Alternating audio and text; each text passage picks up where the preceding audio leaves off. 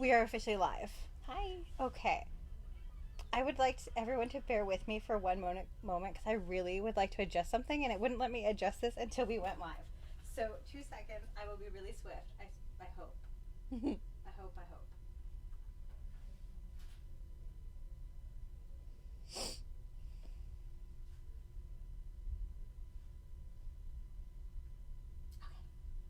Oh, it's us. Thank you.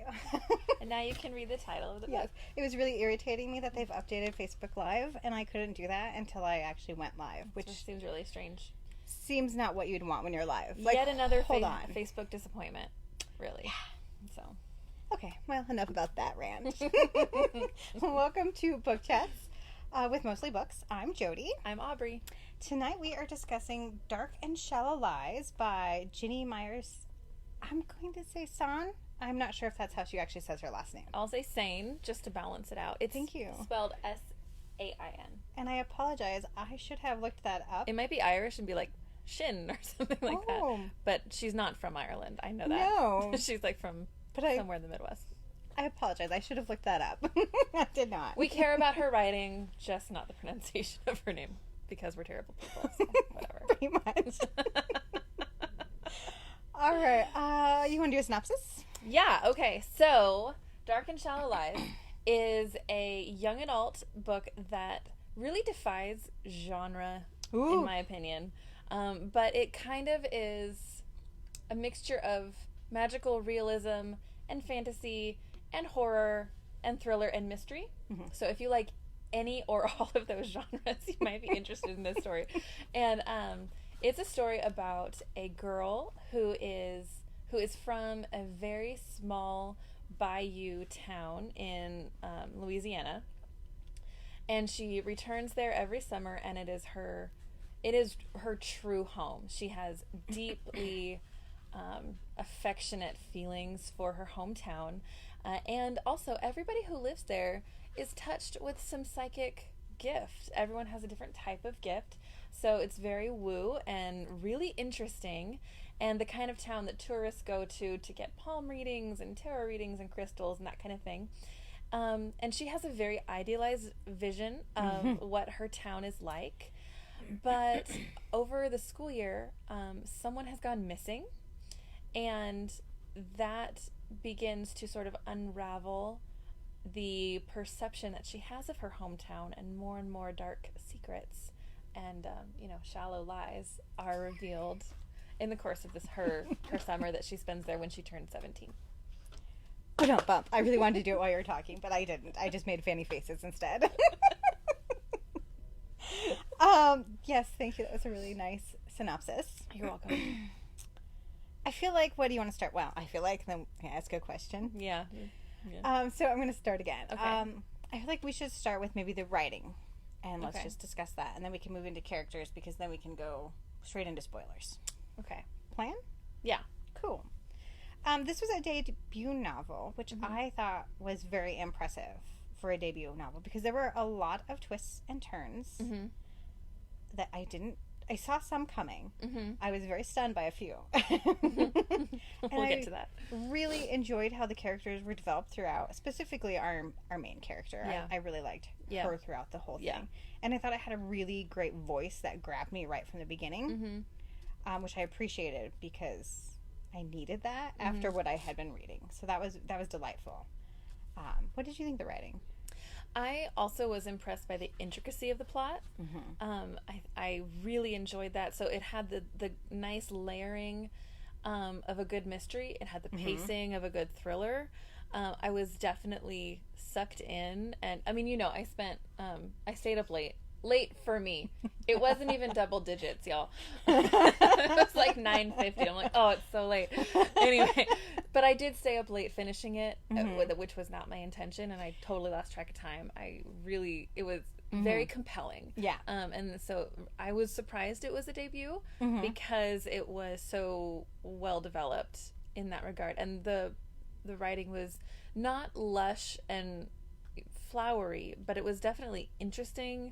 It was lyrical, and she had interesting word choices that I thought were really impressive. And yeah, so I liked it. I was impressed. I was happy it wasn't like lush writing, because this is not the story for that. It's not a high fantasy. Yeah. It's gritty. Yeah, it's pretty dark. Very gritty and dark, and you'd be like, why is this in here? But also, I really enjoyed that, so many books that are dark have very spare writing and short sentences. It's like Hemingway, and right. Hemingway. Ugh. Can't believe you brought that up. Gross. But like that's why I also share that feeling about Hemingway, which is why I brought him up in regards to that writing style. Yeah. And I appreciated that this writing was more lush than you'd get in a typical mystery or thriller. Yes. Unless there's still some that have that writing as well, obviously. Fair. I don't want to say they don't all have that. I agree with you, but you're wrong. Maybe you should read some more thrillers. I also liked, again, that she spent time with the characters, and you don't always get that in some thrillers or mysteries where it's really more plot driven, where this was both. There was a lot of character development, and I think that was a perfect tone for YA, because it really was so heavily invested in the main character's development. So it was really satisfying where she started and where we left her, and I think that there's a lot to connect to. It's not just a good story. Yeah, I agree completely. It had a good arc. I also liked, before we go off of the writing, the little snippets in between each chapter that they do, which really pulls you along. I liked that a lot as a device. So between each chapter, there's a little snippet of a vision that the main character gets regarding the person who is missing, where she thinks that she is receiving these visions about the missing person's final moments and maybe what will have happened to that character. And I like that. You just get these little brief glimpses that you're like, whoa, I have to keep going. Yeah. I am a fan of those kind of things, except that I also like to sleep, and that does make that challenging, because I kind of did the same thing. What did you think of Gray, our main character? At first, it was difficult for me to understand what was motivating her. I thought that the other characters were more easy to understand than she was. At least in the first bit. It didn't bother me. It would have bothered me if it had stayed that way. Yeah. It didn't stay that way. But at first, I wasn't quite sure what she was motivated by, except for love of her hometown. But as the story went on, I realized that was it. That she is motivated by love of her hometown, and so it's difficult for her to see the places where her town falls short, and she can't understand the truth about herself or what happened to that one character or anything else until she's able to really reckon with how she feels about her hometown and get rid of those rose-colored glasses. So I think it took me a while to really understand what was going on, but yeah, that's what I feel about the main character. What about you? I'm glad you said rose-colored glasses, because I feel like that's exactly what her issue was through a lot of the book. Yeah. I liked Gray. I didn't necessarily have that issue. I thought she was pretty interesting right off the bat, and whereas Okay, so tell me what I missed. I get that, I was going to say that I get that you were kind of like kind of confused by her, but I think because she was also confused by her, that was the intent. Fair. We needed to go on the journey with her. Teenager. Exactly. I feel that. I get it. She's 16. I get it. Yeah. She's almost 17. As she would be quick to say if she was 16. Almost 17. So you're right. Thank you. So I liked her right off the bat, and I was kind of like, I don't understand your love of this small town. As a person who's come from a small town, I was never that girl. Right. I was her friend who was like, no, I'm leaving as soon as I'm 18. Getting out of here right now. Yeah. So her whole I'm going to come back and take over the bookstore for my grandmother, and I'm just going to be happy and live here. I just want to be back home, yeah. And the only thing I could chalk it up to is the fact that because she only spends summers there, because she goes to her dad's in Little Rock. She gets to have that rose-colored glasses because she has put all this like nostalgia onto this one place. Yeah, she has escaped, really. It doesn't feel like an escape to her. Right. But she has gotten far enough away that she can think only good things about it because she doesn't have to deal with any of the drawbacks like the rest of her friends that she's left behind. Oh, absolutely. Who feel about her as though, like, she's escaped, she got out, good for her. And that leads to a lot of tension with her and her closest friends because she wants to be included and feel tight-knit, and they are just happy for her that she is no longer, part of the group as much as she wants to be. Yeah. And, it's like easy when you come back and you're on summer vacation. You don't have to deal with, like, the real-life challenges of being there, I think, as well. Yeah. Whereas they did. Like, this was her vacation. And so, of course, it's fun. And, of course, you want to be there more because it's your vacation. Right. Yeah, that's fair. That's fair. I kind of feel like we should maybe go almost straight into spoilers just because I feel like as we start talking now about the other characters, things might come up. Yeah. I mean, I will say one thing that's non-spoilery. It's sort of a criticism of the book, which, I mean, we talked about it a little bit, that there were some parts of the story that are a bit heavy-handed. Yes.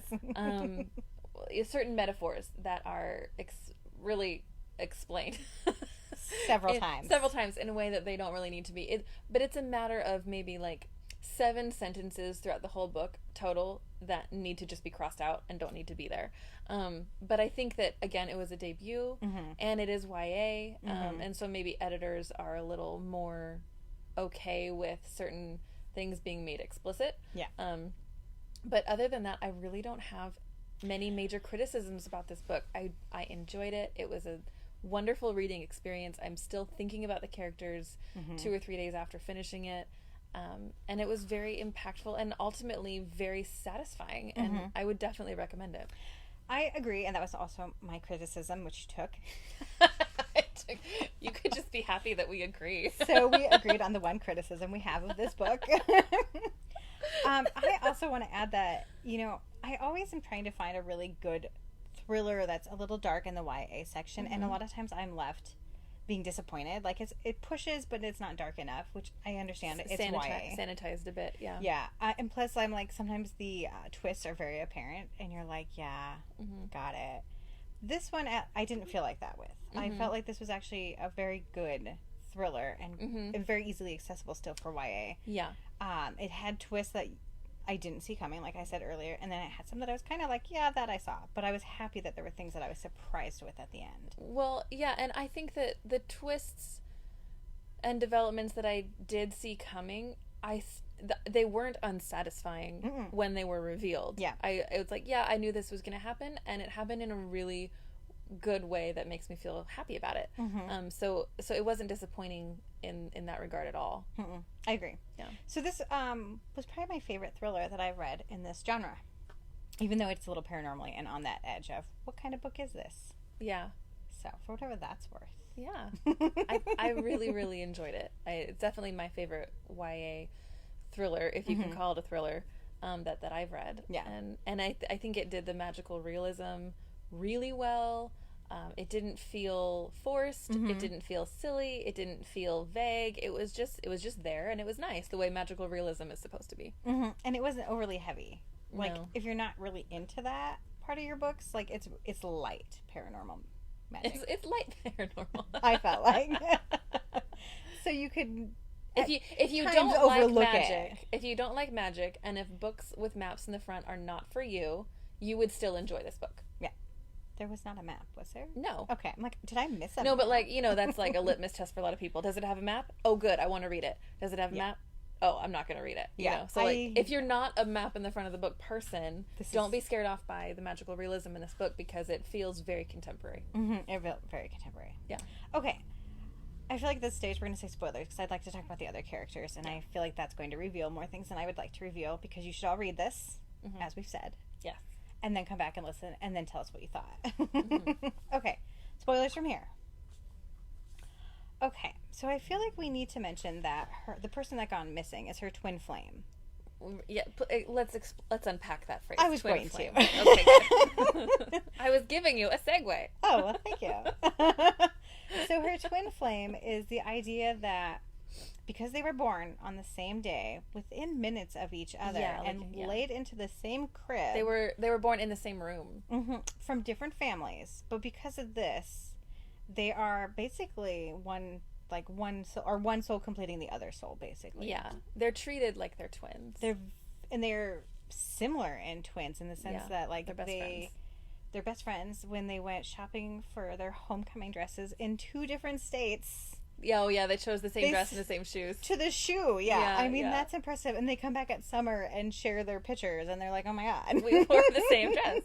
And then they're like, of course. Yeah, and so they also have that feeling like if something bad's happening. And so it's kind of obviously even more upsetting that her twin flame is the one who's gone missing. Yeah. And she's upset because at this point, she's not sure she has any psychic abilities, and she seems to be the one person in her town who's not talented. Yeah, until she's starting to get these flashes, which she then believes to be her best friend in her last moments. Yeah. But she's also, gone through everyone in town with their psychic abilities and asked them, like, has she talked out or, like, has she reached out to you? Right, yeah, because there are a lot of mediums. Yeah. And they're like... Which seems like it would come in handy if you're missing somebody. To, like, come from a town of people who are actually spiritualists and mediums. Right, and that was very interesting how... I guess that didn't help. Yeah, and it ended up not being helpful. Well, it did... I guess we'll come back to that part. Yeah. Okay. So obviously she's very upset and is trying to come home and figure this out. And then she and her best friend, twin flame, were also all in this group called like the Summer Children. The Summer Children, there which is 10 of them. Okay. 10 kids that were born the same summer in this tiny town that has like 60 people, it seems like. Right? So like it's a baby boom. It is weird. Yeah. It doesn't really make sense, but it didn't like bother me. But it's no. And the months were really long. It was like I don't know, May to September or something. Which like, I don't know, I felt like that was a very large amount of time. It's really not. It's really summer, but it felt like a large amount of time. Anyway, so they all have kind of a weird like magical pull to each other. Not magical, but like magnetic. There we go. Pull to each other, and it's a very tight knit group. And they're always referenced as the Summer Children. And we are no longer at 10 at this stage. The 2 twins have passed when they were 4. Yeah, when the group was the summer, they all turned 4. Mm-hmm. Two of them died. Yeah, they drowned. And supposedly this guy did it, and he's gone. He's kind of like a Boo Radley character. He's so a Boo Radley character. It's basically, that's almost exactly it. Yeah. I agree with that. If Boo Radley was murdered and put in an oil drum. Well, there's the end. We said we're in the spoilers. Spoilers. We're in the spoilers part. No one cares. Okay. What did you think of the revelation, though, that it was not just 10 children born, but 12? I liked that. Yeah? It worked for me. Did it work for you? I felt indifferent about that. You were indifferent. I was like, it's fine either way. Nah. I'm glad it's not 11 and possible chaos coming because she does the numerology, which I actually enjoyed that part. Yeah. She meets this mysterious boy who just like comes out of the mist, and that was kind of weird. And he's like, I'm one of you. I'm a summer child. I just haven't been around, and you didn't know that I existed because I lived even deeper in the bayou than this town is. And she's like, oh, so that means there are 11, and that's really scary because 11 is an unstable number. But actually, he had a younger brother. Oh, by the way, I have a twin brother. Oh, wait, not younger. A twin brother, yeah. Twin brother. So it was really 12. So, whew!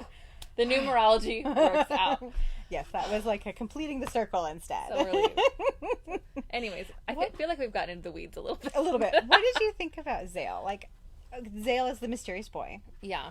Were you immediately like, oh, I'm not going to trust this guy?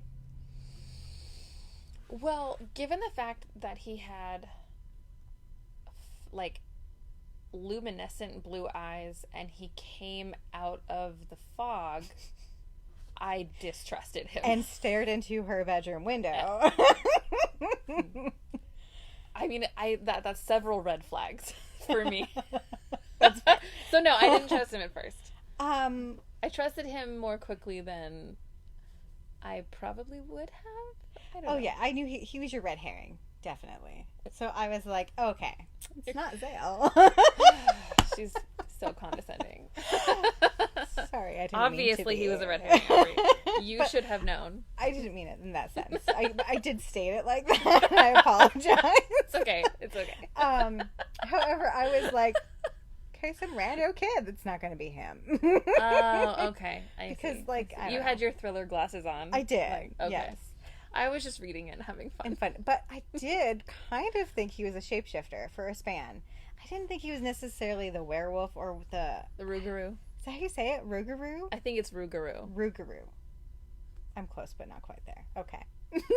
I enjoyed that. So that's, is it Creole for werewolf? Or is it French? It was French. But okay. I don't know. If anybody from Louisiana is watching this, I'm so sorry. I don't know the nuances of it all. That's okay. Sorry. It's a different language. That meant werewolf. Seems like a werewolf type person, yeah. So the blue eyes, I was always like, you're definitely a wolf. I'm not sure you're a werewolf. Yeah, like a werewolf that didn't seem to be attached to the moon in any meaningful way. Not the moon, that's for sure. That boy was definitely more electric. I mean, he kept zapping her. Well, he was like made of lightning. Mm-hmm. Oh yeah, yeah. I actually kind of liked that part. I liked that too. That he was like, it was cool. His power was the storms and the sea. I mean, like, he sounds amazing. And so that he was just like crackling all the time. Yeah. And it was like little tiny like tickly shocks. Right. Which is also why I'm sure his eyes are luminescently lit up. Yeah, I picked up on that. Yeah, I picked up on that. I did too, but I kept wanting him to be a wolf. I don't know. Anyways, why. Well, that's a different character. A different character is a wolf. Now, see, I was sort of unclear on if he was actually a wolf or it was just shadowiness. No, it seemed to me that he was shifting somehow. Okay. This other character. Because it's so brief in that moment, and then he comes back to being normal. Yeah, that's a part that didn't quite, like, the dots didn't quite connect with me, but, like, I didn't really care. I didn't care either at all. Yeah. When did you realize that wait, Okay, go for it. Well, I'm not done talking about Zale. Oh, I apologize. Are we still talking in the weeds with him? So. Are we still talking about Zale? Sure, let's talk about Zale. Because I really liked how he was this character who was very supportive of the main character. What was her name? Gray. That's right. I never remember the main character's name. Sorry. They don't say it often. Exactly. So anyway, she lives in this town where she's realizing everything's falling apart. She doesn't have her twin flame around anymore. Her former other best friend / crush is really going off the deep end, and she's not feeling supported in any way. And he was a very supportive character, and it felt really wonderful for her to have that friendship in the story. And I really liked the role that he played, and I really liked him as a character. I did too. And for all the reasons you stated. And I also liked that he was kind of an outsider like her. Mm-hmm. And as much as her friends were great, it was also sort of toxic. Super toxic. Yeah. It was this weird little closed loop that wasn't going to shift or move or grow at all. They were all so stuck, and Zale was not. Zale had been gone. Zale had been through some stuff, and they connected in a way that she never could have connected with the other kids, and I think that was deliberate on the author's part, and they had a wonderful dynamic. He was kind of a replacement twin flame in a way. Yeah, which was nice because he also knew her twin flame and was really good friends with her right before her passing. That was part of the mystery. He was one of the last people to see her alive. So, I had a thought about Zale. I'm sorry. No, it's okay. Okay, well, let's move on to Hart. Hart, yes. So Hart is the second best friend and former crush. Yeah, I enjoyed that. It was Hart, Elora, Gray. Gray, Hart, Elora. She always had to do the three names, and she did them in reverse order because they were that tight. They were a triad. Yeah. So, let's talk about him. Hart. What do you feel like his role in the story was? That's it. Well, I mean, he was obviously there to throw us off on things. Yeah. I don't know. I feel like that's do you have something you're fishing for? No. Oh, okay. No, I'm just curious. Just because he's a very interesting character. Yeah, he was a very broken character that I'm still kind of like trying to determine, because like I said, when we get to the revelations with him, I was kind of like, huh. I don't know. What do you answer that question? Because I'm not sure how to answer that question. Oh, okay. I'm sorry. I mean, he's a psychic empath who, you know, feels everybody's feelings all the time, which I identify with. Mm-hmm. But it like was really breaking him down. It seemed like he could never feel any of the good feelings that people felt. He could really only feel the terrible feelings people felt, and that's what broke him down so much, and he became consumed with guilt. I thought that he had a really interesting backstory with being terrified that he would turn into his abusive father, and which is a common thing in life. So that felt true, and the way he was dealing with it felt real and good, and true. But he was really this person who was just drifting out to sea emotionally, being caught up with obsession of trying to figure out what happened to Elora, the girl who disappeared, while also keeping his own secrets in true thriller style. And it's interesting for me because he was always pushing Gray to leave town, get out of here. And he was really, to me, like a symbol of where Gray could end up if she did stay in town, because he was just caught in this eddy, you know, and like he was never gonna get out of his feelings, he was never gonna get out of his guilt, he was never gonna get out of that town, and he was getting sucked deeper and deeper down the drain, really, and progressively through the whole story, whereas she gets to decide in the end if she's gonna leave or stay. And you know, is she gonna be more like Zale? Is she gonna be more like Hart? And that was a really tough choice for her to make that I don't think she really realized she needed to make. Yeah, I agree with all of everything you said. And it was interesting that he always seemed to retain the pain. Yeah, it like didn't fade away. It was like he was collectively gathering everybody's pain and never ever getting rid of it. Yeah. And I'm like, I just don't think this is related to your power, bro. Like, I think that this is a personal choice you're making because you think you deserve it, because you think you're a bad person at heart and you're scared of becoming your father.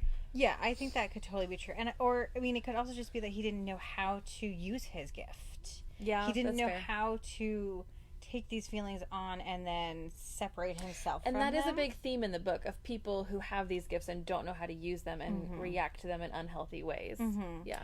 And then we know his dad had this gift as well, and so he only saw how his dad did it, which was horrible. His dad, like, got off on the suffering of other people. Like, he liked it. And then he became like almost a junkie looking for the pain. Yeah, and that got super dark. We don't need to go into... I don't want to talk about that. That got super dark and was very surprising. Yeah. And of course you understand why Hart felt like the monster. I mean, he was like 4 years old when so much trauma happened to this kid. Sure. So, yeah. I agree with what you all said on that. And were you surprised then when he was supposedly, I guess, our werewolf? No. Me neither. Well, okay. I was not surprised that he was the werewolf. I was not surprised that he was the secret romantic interest that Elora had. That was not surprising to me. Oh yeah, I forgot somehow about that. Even though I was thinking about the meeting on the dock, I forgot they were like romantically involved. Yeah. Not just like step siblings. Yeah. Which was kind of weird, but not surprising. I agree with that. Well, I mean, it happened in Twilight. They were all... Why would you bring that step up? siblings. Sorry. We're not even going down that road. I will never be invited back because I mentioned the Twilight books.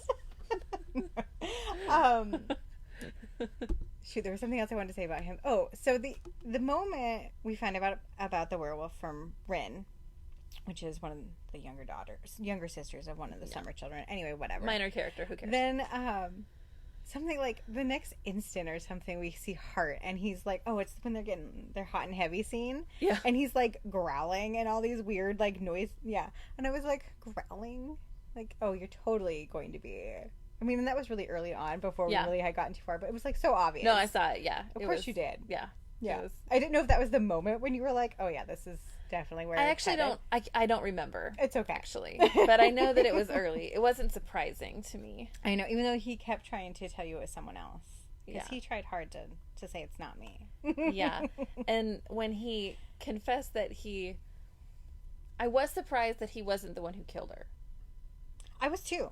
I actually thought he kind of just went a little crazy because he saw her, and then well, see, you really should have known that he was a red herring. Is what you really should have. I really should have. Mm-hmm. You're right. You're right. So you should have known. No, so he sees her alive, goes away for 15 minutes, comes back, and she's brutally murdered. And murdered. He's like, oh no. And then so he's the one who hides her body. He's like, oh no. It's a problem. And then he is the one who hides her body. So he's consumed with guilt. Yeah. That I hid her body and no one knows, and I don't know who killed her, and if I had been there she wouldn't have died. And it was really stupid to hide the body. He's like, I did it because they always blame the boyfriend / stepbrother. And you're like, well, I don't know if that would have been the case necessarily. Although this town is weird on justice. Yeah.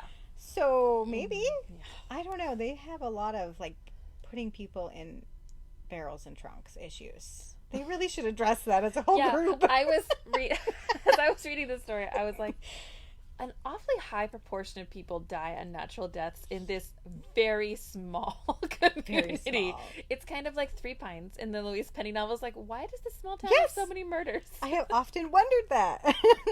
And then I wondered also how many barrels have been sitting on that dock, and do we need to open all of the barrels? Yeah, so you learn that the Boo Radley character, has been dead for the past how many years? Over a decade, 13 years. It's been 10 or 13, yeah. And the body has been in an oil drum on the dock just for that many years, sitting there, and it's terrible. And the whole town knew.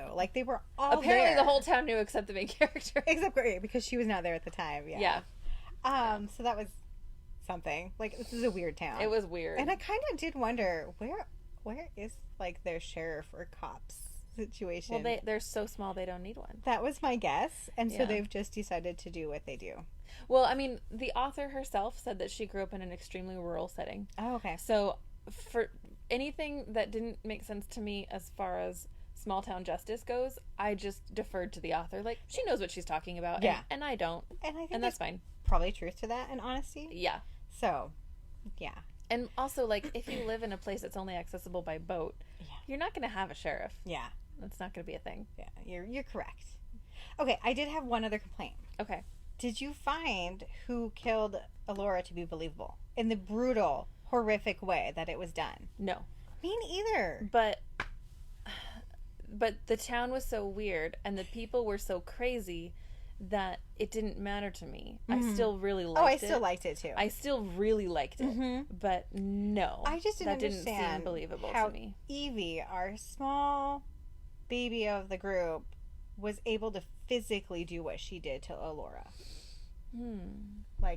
Because she picked up the anchor or something. Picked up something very heavy and bashed her with it. Yeah. Yeah, and I was like, how did she do that? She's considered very frail. Is she not as frail as we're being told? Which is totally possible. Well, and it's interesting to me because the reason she killed her, right, is because she felt that Hart was protecting her from her uncle who was violent with her. So how come she could get up the strength and energy to kill Elora, who she thought was taking Hart away from town and therefore her protector away? How could she do that to Elora rather than just to her uncle? So there's something in there that defies a little bit of logic, but also a traumatized person is not necessarily going to fight back in the most logical ways. Yeah, I feel like that's absolutely true. So that's probably the explanation for it. And a passionate murder, you can also defy odds there. Mm-hmm. So I kind of chalked it up to that as well. Mm-hmm. Were you surprised? Oh, wait, did we already cover that? Were we surprised about it being Evie? I would have been if it had been revealed 20 pages earlier. So pretty close to when it was revealed. I was like, I think I know. Yeah. I get why you thought that. I was still kind of though okay. You shouldn't put baby in a corner situation. Because she'll bash your head in with an anchor. Yep. Okay, anyway, is there anything else you want to talk about, like with the end or any of the characters that we haven't addressed? Because we've kind of done this very, roundabout way. Yeah. Okay. Can I talk about something that is tangentially related to this? It's not a criticism of this book, because I do like this one. I loved it so much. But I don't like how in mysteries it seems like everything about a death always comes down to some sort of female jealousy or jealousy over a female or domestic violence that is suffered by a female. Like it's in the end it's always having to do with something like that, and I'm over it. I want it to be some other reason. Yep. Because I feel like there are other reasons in the world, and I think that the literary world needs to get on board with that. So like, no shade to this book, no shade to this author. This is a great book. I'm just saying in general, this is a pet peeve I have about big reveals. I don't want it to be about abusive relationships regarding women. That's all. Yeah, I agree. And there's so many other things that it could be too that we just... There are other reasons that people get mad at each other. We just seem to be looking at one door, yeah. And even like doing it in the reverse way, I'm kind of over that too. Like where it's, I can't even say it. I can't talk. How it would be like the man, like being abused or something and then killed or whatever. Because it's still the same story. It's the same story. And it was clever the first time, but let's move on. Yeah. So, anyways, sorry. That's just my personal pet peeve, I think this, like you said, that was still really good, but yes, then we could move on. Did you love all the Tempest well, I don't know if there's more than just there the were actual a lot of literal references Tempest. to the Tempest. I love that the main character hated the book. I don't think she finished reading the play. Well, no, she did. She did finish reading it, and then she threw it across the room when it had a happy ending. Oh, that's right. Which I loved. I thought that was brilliant because this book does have a strong Tempest theme. Oh, yeah. And having the main character hate the Tempest was... Yeah, it was beautiful. Yeah. I also really liked the bookstore. Yeah, it was set in a bookstore. I mean, we like it. Right. Totally liked that. Yeah. The main character during summers lives with her grandmother who runs an occult bookshop. Yes, I loved it. Perfect. And the weird little dog. Did you have any favorite side characters? I really liked Zale. I mean, he was so pure. No, and that's fine. He was so pure and so good, and I thought he was incredibly interesting. I loved that he was more powerful than anybody else, while also being more unassuming than anyone else. Yeah. I thought that was just wonderful. And I did like the character Case. That's not... He's not the kind of character I typically like. He's kind of like burly and, not quite as smart as everyone else. But I don't know. I did like him. I thought he had more complexity than... other books like this might have given a character like that, and I liked him. Yeah, I actually appreciated that because he was meant to be the person we didn't like at first and found untrustworthy, but there was a lot to that guy, and I really liked his power, where he could be in two places at once. That was really cool. That was very cool. So I thought, and used to very good effect in the plot. So yes, good for you, author. Yeah. You used that device really well. Yeah, agree completely. I laughed when Hart walked over the pieces of 13 pieces, because the 13 pieces of shiny glittery things put into your window was supposed to confuse the werewolf so it wouldn't come in. Yeah. And he just climbs over. Yeah. And she points that out. He didn't stop to count them at all. Dang it.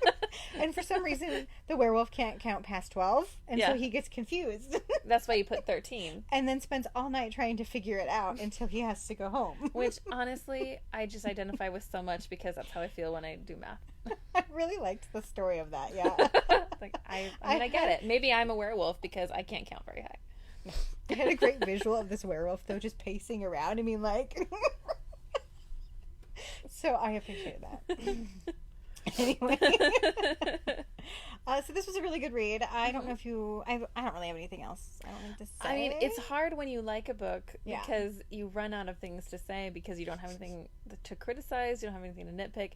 This was really good. It was a great reading experience. People should read it. Did you like reading it for the month of October? I loved it. I know, it was really, really well planned. Good job. It was dark. It was spooky. It was interesting. It was creepy. It was good. Yeah, and yet it didn't do anything excessively. It just was right in that middle line. No. Perfectly. Yeah, it's like if you want to read something dark but don't love horror, great. If you want to read something that has a little bit of mystery and magic but you're not super into like castles and unicorns, this is going to be great. It's really middle of the road in all the genres, has the best parts of those genres. Did it really, really well. It was a really satisfying reading experience. Agree. Yeah, definitely many stars. Okay, my last thing. Okay. I really liked at the end where she put all the little segments together and we saw the whole thing happen in real time. Yes. And you could literally see it word for word. The big reveals at the end were so well executed, which is another reason why it's like, how is this a debut novel? I know. She really understood what she was doing as far as the thriller type pacing. It was so good, so well done. One thing after another, just good blockbusters, chills. I got chills. It was really, really good. Well, and I thought I'd find that really annoying to have those snippets actually repeated in full form, but I didn't. I liked it a lot. The snippets from all the visions put together into cohesive chapter. Yeah, we read a whole chapter that basically every single word we'd already read before, but somehow it was put together in a way where it made sense into what was happening in real time, and it was delightful. Yeah, even though I knew where we were headed, I was still like, oh my god, where are we headed? Yeah, it was yeah, you still like, but I still don't know what's gonna happen. Right? I've read all these words and I'm still surprised. It was great. Yeah, it was really, really, really good. Yeah, she's super talented, and the final epilogue, I usually don't love epilogues. I'm so glad you brought that up. I don't love epilogues because they're just right. If you can't say it in the final chapter, then you're not gonna ever say it. So just stop. That's how I feel about sermons as well. If you haven't said it in 15 minutes, you're not gonna say it in 45, and you need to be quiet. Anyway, but this epilogue was good, and I liked it got better and better toward the end, and more satisfying. It was a very good payoff, very good final few sentences. Yes. Really good. What did you agree as well? Okay, well, I also have a really hard time with epilogues, as everybody knows, because I rant a lot. However, that's not my issue with epilogues. I don't like an epilogue if it's going to happen 10 seconds later. That is not an epilogue. Oh, yeah. Put that into the last chapter, people. Right. It's like, no, it's just part of the story. What are you doing? But this is 2 years later. Yeah. It's an appropriate use of an epilogue. Time actually has passed. And you sum up what they've done since that occurrence in a very nice way. Authors take note. An epilogue does not happen immediately after the last chapter. Linearly. And you know who you are. That's you not know doing who that you appropriately. And we're tired of it. And we see right through it. So thank you for bringing epilogue up. I appreciate that. You're welcome. I'm here for you. Alrighty. I think that's going to be the end for us tonight. Next week we will be back with our last one until probably the new year. So definitely tune in next week. Melissa and I will be discussing the X-Hex. It was so good. Read it. Which should be really a fun, a little like Halloween-y, spooky rom-com, which should be delightful. It was really fun. So join us next week at normal time. All right. Bye. Bye.